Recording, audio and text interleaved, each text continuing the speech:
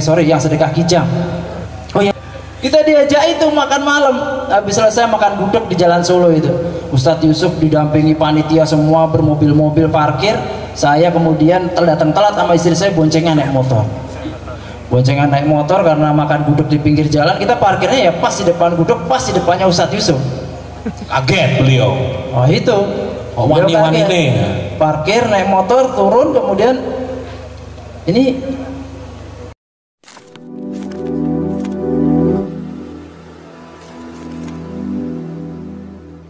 Assalamualaikum warahmatullahi wabarakatuh. Welcome back to my channel Detektif D. Ya teman-teman, kita lanjut video yang kemarin ya. Karena ya ini berkaitan dengan video yang sebelumnya, dimana pertemuan Yusuf Mansur dengan Jody itu digambarkan oleh Jody sendiri gitu ya. Nah, tapi ini ada yang menarik teman-teman, karena ini lanjut ke video yang menggambarkan dia tentang usaha dia, bagaimana perkembangannya. Cuma ya ini ada hal yang memang menarik kita bahas, dan ini ya menjadi salah satu puzzle di mana kita harus mengetahui konsep-konsep yang sebenarnya yang dibangun Yusuf Mansur ini berpengaruh terhadap masyarakat. Berpengaruhnya negatif atau positif, nah itu nanti kembali lagi ke masyarakat. Sehingga teman-teman tahu bahwasanya ketika saya ngebahas ini bukan cuma sekedar bahwasanya kita harus menuntut Yusuf Mansur untuk mengembalikan dananya terhadap investor atau bicara tentang sedekah, bukan cuma itu, tapi kita mengetahui bagaimana sebaiknya orang Islam itu bersikap kepada hal-hal seperti ini. Dan untungnya setelah kita bahas ini dan beberapa waktu yang lalu atau tahun yang lalu itu dan sampai sekarang, sama sekali tidak ada efek yang mana mempengaruhi ulama itu jahat, enggak ada. Yang jelas satu orang yang kita bicarakan ini yang secara tidak langsung itu terpengaruh gitu ya. Kenapa ya? Karena perilaku dia sendiri. Jadi masyarakat Indonesia udah cerdas dalam menyikapi hal yang seperti ini gitu ya. Ya, karena bukan cuma saya yang ngebahas tentang Yusuf Mansur, dan bukan cuma Yusuf Mansur yang dibahas, tapi banyak ulama-ulama yang dalam tanda kutip ya, yang nggak beres gitu dibahas oleh banyak orang gitu ya di channel-channel itu. Ya teman-teman, tapi kita lihat dulu videonya. Yuk, check it out. Sorry, yang sedekah kijang. Oh ya, kita diajak itu makan malam. Habis selesai makan gudeg di Jalan Solo itu, Ustadz Yusuf didampingi panitia semua bermobil-mobil parkir. Saya kemudian datang telat sama istri saya, boncengan naik motor. Boncengan naik motor karena makan gudeg di pinggir jalan. Kita parkirnya ya pas di depan gudeg, pas di depannya Ustadz Yusuf. Kaget beliau. Oh itu. Oh, wani-wani nih. Parkir naik motor, turun, kemudian ini saking gak enaknya beliau, Mas, nanti saya pulangnya bonceng sama Mas Yudi aja ya, istri biar naik mobil. Saking kepinginnya nyenengin saya tuh, kan beliau udah janji tuh sedekah mobil nanti dapatnya Alphard, sedekah kijang dapatnya Alphard. Tapi berbulan-bulan kemudian datang malah naik motor gitu loh. Saking gak enaknya beliau tuh mau saya boncengin. Wah saya kepingin banget nih, istri saya udah Bu naik mobil sama panitia aja, saya tak boncengin Ustaz buat nyenengin gitu loh. Kemudian apa? Berikutnya, hari berikutnya Ustadz Yusuf tuh sampai ngomong ke panitia, saking gak enaknya mas saya, ngomong ke panitia, udah balikin aja kijangnya. Saya kok gak enak sama Mas Jody gitu. Sampai keluar omongan kayak gitu. Tapi kemudian berbulan-bulan kemudian saya udah, wah ini udahlah. Saking mungkin udah gak keluar juga Alphardnya. Dan alhamdulillah kita bisa beli baby Alphard tadi itu, ya udah kita nikmati aja naik itu. Ada kejadian luar biasa setelah itu, karena kemudian saya cuma bisa berdoa aja, ya Allah saya kepingin nih bisa punya Alphard. Udah nggak mikir lagi itu sedekahnya, udah nggak dipikir lagi, kira bisa cuma berdoa aja, ya Allah pengen punya Alphard, ya Allah pengen punya apa, kan Alphard kan nyaman tuh ngajak keluarga, ngajak anak-anak, doanya itu aja saya. Sampai kemudian Allah hadirin usaha baru. Allah hadirin usaha baru yang selama ini saya itu nggak kepikiran. Kita kan usaha cuma warung steak.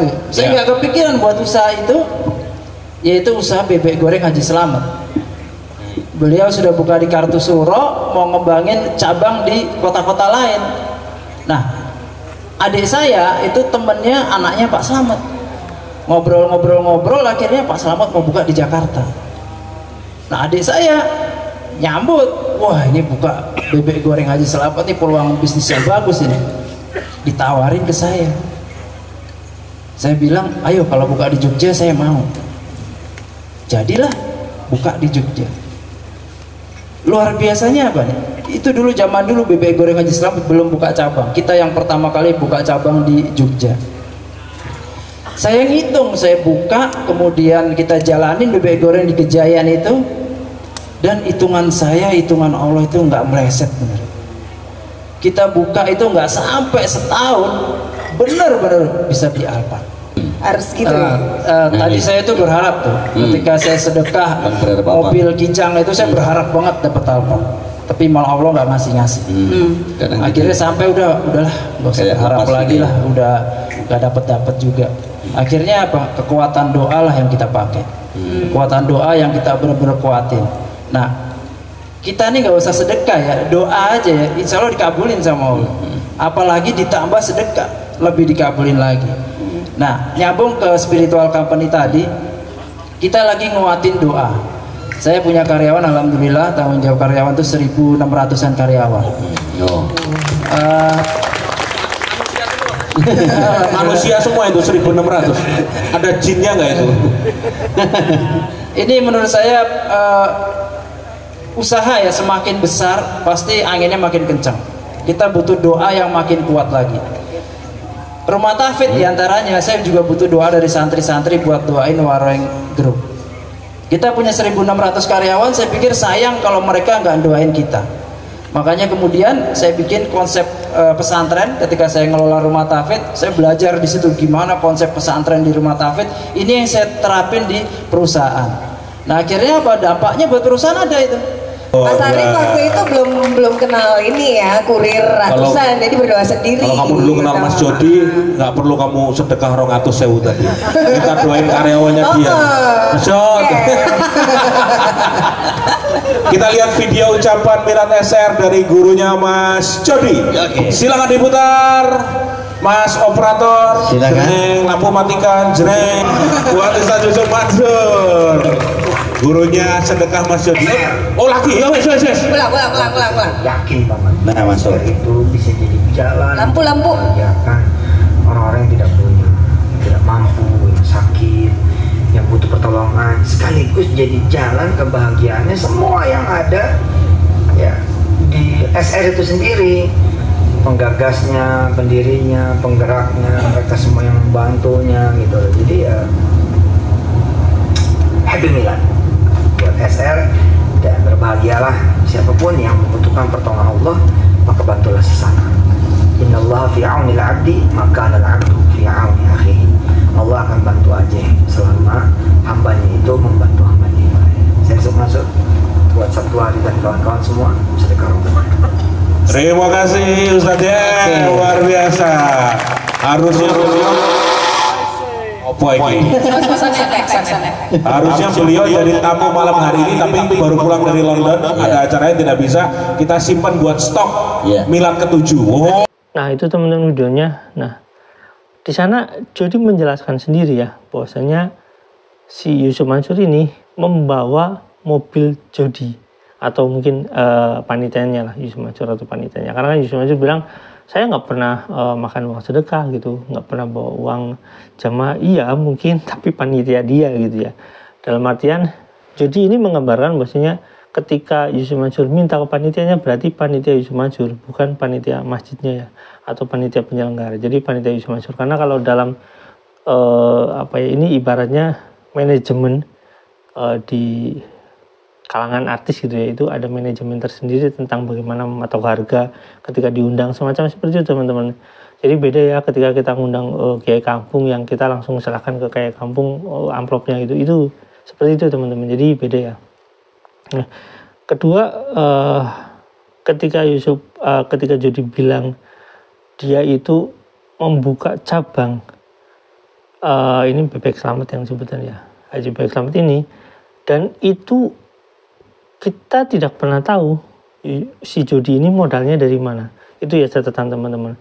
Tapi teman-teman harus ketahui bahwasanya ketika membuka suatu restoran yang sebesar itu, uangnya buat beli Alphard udah bisa gitu ya, nggak perlu. Misalnya kalau misalkan buat beli Alphard itu diibaratkan misalkan sekarang 500 jutaan gitu yang ya standarnya gitu ya, kita nggak bilang yang baru ya, ini 500 jutaan misalkan ya, itu kita bisa membayangkan kalau restoran yang sekarang atau dalam tanda kutip itu tentang bebek selamat itu mungkin nilai bangunannya aja bisa, kalau nggak nyewa ya, kalau bukan cuma ruko yang jadi seperti itu nilai bangunannya kalau dihitung dengan kitchen dan lain-lain itu mungkin bisa 2 miliar. Nah kalau sementara kalau nyewa ya itu minimal ya habis 500 juga gitu ya, itu semacam seperti itu teman-teman. Nah yang jadi pertanyaan kita adalah dari mana modal Jody ini membuka bebek selamat cabang ya, yang resminya kan sekarang terpisah. Jadi yang jadi pertanyaan adalah lisensinya dibeli ke si siapa ya, Pak Haji Slamet ini dari mana modalnya?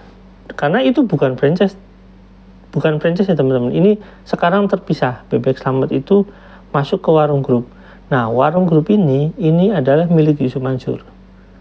Nah kalau kita bicara itu modalnya dari Yusuf Mansur modalnya dari mana?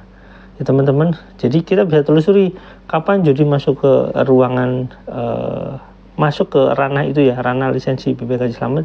Disitulah sebenarnya mungkin kurang lebih jangka waktunya Yusuf Mansur masuk ke situ dan membuka mungkin kayak semacam ya udah saya modalin tapi bikin grup besar, satu restoran gitu ya, grup retail makanan gitu ya, di sini ya restoran, kafe dan lain-lain gitu ya. Mungkin waktunya masuk ke situ. Tapi saya punya kuncinya teman-teman. Tapi nanti kita lanjut lah. Yang jelas saya kasih clue seperti itu.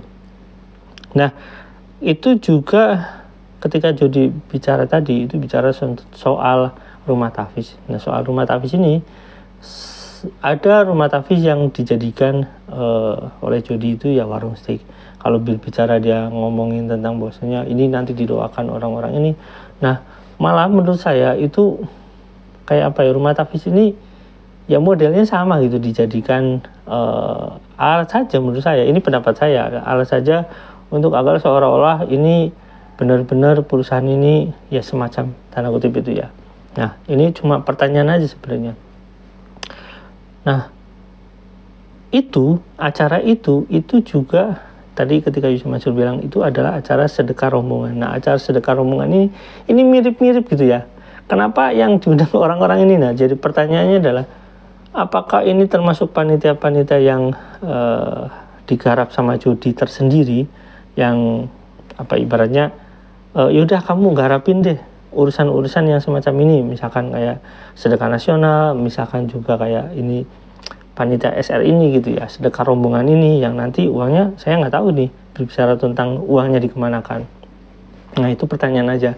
Jadi poin-poinnya jelas ya teman-teman, apakah dari sana lari ke sana, apakah dari sedekah rombongan ini larinya kemana gitu ya.